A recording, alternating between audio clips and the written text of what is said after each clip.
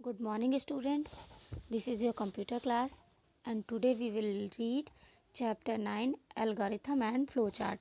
In this chapter, we will learn about algorithm and flowchart. Firstly, इससे पहले भी classes में आपने algorithm के बारे में सुना होगा. जैसे कि हम जानते हैं कि कंप्यूटर एक इलेक्ट्रॉनिक डिवाइस है एंड कंप्यूटर कुछ इंस्ट्रक्शन जो निर्देश हम देते हैं उसके अकॉर्डिंग ही वर्क करता है, और जो भी उसको उस इंस्ट्रक्शन को देना जो हम कंप्यूटर को देते हैं वो एक सेट में जाता है. इस सेट ऑफ इंस्ट्रक्शन को हम प्रोग्राम कहते हैं, और ये सेट ऑफ इंस्ट्रक्शन हमारे वर्किंग पर डिपेंड करते हैं. जो भी हम कंप्यूटर पे वर्किंग करते हैं वो उस सेट ऑफ इंस्ट्रक्शन के अकॉर्डिंग, अगर हमको राइटिंग करना है तो हम उसको राइटिंग के ही इंस्ट्रक्शंस देंगे, अदरवाइज़ कोई भी इंस्ट्रक्शन नहीं देंगे, क्योंकि computer can not do any work on it owns. हमें भी पता है कंप्यूटर हो या मोबाइल फ़ोन हो अपने आप से वर्क नहीं कर सकते.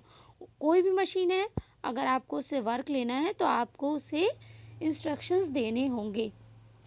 इसी तरीके से कंप्यूटर को भी हम कुछ इंस्ट्रक्शंस देते हैं, देन वो उसके अकॉर्डिंगली वर्क करता है. Now two important method are basic steps of programming are explained here.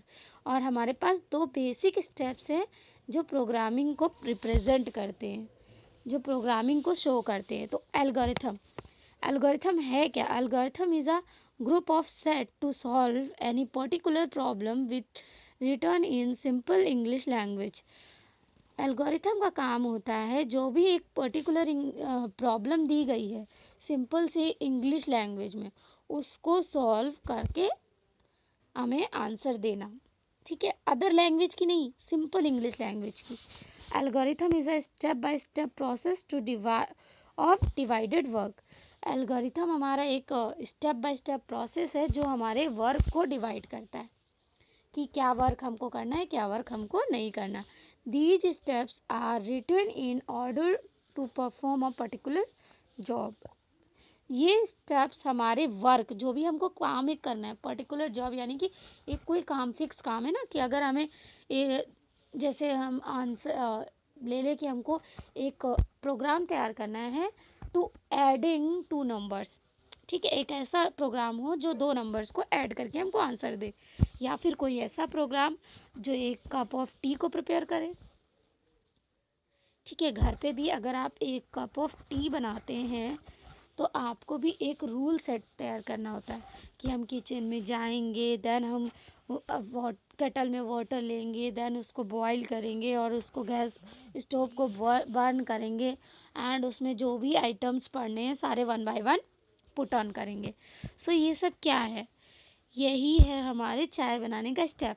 तो इस स्टेप से वर्किंग करके, इस स्टेप को वर्किंग करना ही एल्गोरिथम है. और इसको स्टेप बाय स्टेप करके वर्क करना एल्गोरिथम नहीं है, वर्क को स्टेप बाय स्टेप करना ही एल्गोरिथम है. ठीक है, एग्जाम्पल के लिए हम ले लेते हैं कि आपको कॉफ़ी प्रिपेयर करनी है. ठीक है, सो सबसे पहले आपको चेकआउट कुछ स्टेप्स हैं जो आपके माइंड में होने चाहिए ताकि आप कॉफ़ी प्रिपेयर कर सकें. अपने प्लान को इम्प्लीमेंट करने के लिए हमारे पास कुछ आइडियाज़ होने चाहिए, क्या क्या चीज़ें हमको ज़रूरी लगेंगी जिससे हम अपने इस विचार को कंप्लीट कर पाएंगे.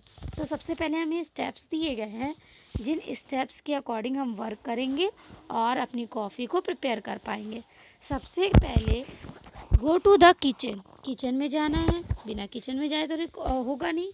देन आपको take required quantity of milk in a kettle. Coffee में मिल्क पड़ता है तो आपको जितना भी कॉफ़ी के लिए मिल्क चाहिए अपने अकॉर्डिंग उस क्वांटिटी में केटल में मिल्क डालते हैं. देन गैस स्टोव बर्न करना है, उसके ऊपर put the kettle on the gas stove. Fourth step क्या है हमारा? गैस स्टोव पर केटल रखना. अब आप यहाँ कहो कि हम पहले केटल रख देते हैं फिर गैस स्टोव को बर्न करते, देन उसमें मिल्क पुट करते, तो इससे आपकी केटल बर्न हो जाएगी. सो इस तरीके से अगर हम स्टेप बाय स्टेप वर्क करेंगे तो प्रॉपर और अच्छे से वर्क कर पाएंगे. Then wait for the milk to boil. और आपको वेट करना है कि मिल्क बॉयल हो जाए. देन उसमें जितना भी आपको क्वांटिटी में शुगर पसंद है वो डालेंगे, कॉफ़ी पाउडर डालेंगे एंड किस में डालना है, बॉइलिंग मिल्क में.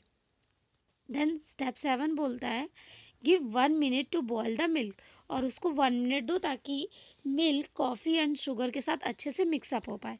Then turn off the gas stove. उसके बाद गैस स्टोव को ऑफ कर देना है. After that lift the kettle from the stove and pour the coffee in mugs and sprinkle some cocoa powder on it for garnishing. अब हम कोई चीज़ cook करते हैं तो उसके बाद उसको सर्व करने के लिए थोड़ा सा गार्निशिंग भी करते हैं. सबसे पहले तो हमको केटल को गैस से नीचे लाना है, नीचे उतारना है. देन उसके बाद स्टोव से देन उसको कॉफ़ी मग में या कॉफ़ी मग में आपको उसको कन्वर्ट करना है, डालना है, पोर करना है. और उसके बाद उसके ऊपर कुछ कोको पाउडर भी स्प्रिंकल करना है, छिड़कना है, जिससे कि आपकी कॉफ़ी लुक वाइज भी सुंदर लगे. और as you read above the step above given the are important to make a coffee. जो हमने ऊपर स्टेप्स पढ़े हैं 1 to 9, ये स्टेप कॉफ़ी को प्रिपेयर करने के लिए इम्पॉर्टेंट स्टेप्स हैं. This set of step to solve a problem called algorithm. यहाँ पे हमारी प्रॉब्लम क्या थी, टू मेक कॉफ़ी. ये हमारी प्रॉब्लम थी, इसको स्टेप बाय स्टेप हमने सॉल्व किया. तो स्टेप बाय स्टेप प्रॉब्लम को सॉल्व करना ही एल्गोरिथम कहलाता है. This technique of solving a problem makes programming easy. और इस तरीके से अगर आप प्रॉब्लम्स को सॉल्व करते हैं तो हमारी जो प्रोग्रामिंग है, जो हम कंप्यूटर में प्रोग्रामिंग करते हैं, वो और भी आसान हो जाती है.